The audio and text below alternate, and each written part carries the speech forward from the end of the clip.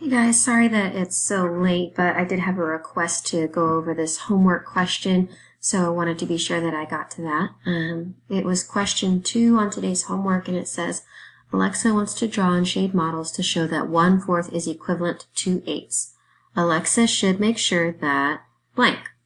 So the first thing that I really want to focus on right here is that I'm looking for 1/4, 2/8, and they have to be equivalent.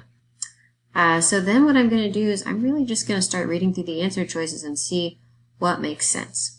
It says on letter F that the whole she divides into fourths is a circle and the whole she divides into eighths is a rectangle. Well, the problem with that is a circle and rectangle aren't the same shape, so I'm not really going to be able to find out if they look equal. I can't compare those. So I'm going to go ahead and cross that out. Letter G says the whole she divides into fourths and the whole she divides into eighths are different sizes.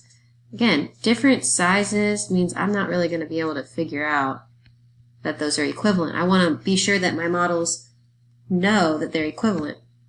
The whole she divides into fourths is a triangle.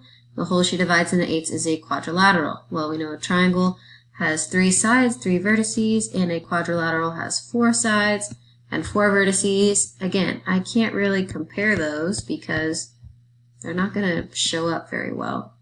The whole she divides into fourths and eighths are the same size.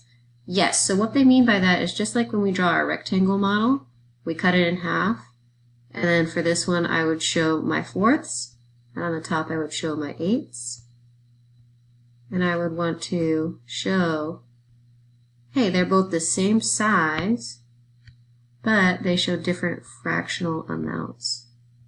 See that? So the correct answer choice there would be J.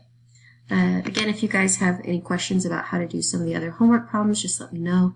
I am more than happy to go over those for you. Have a good night.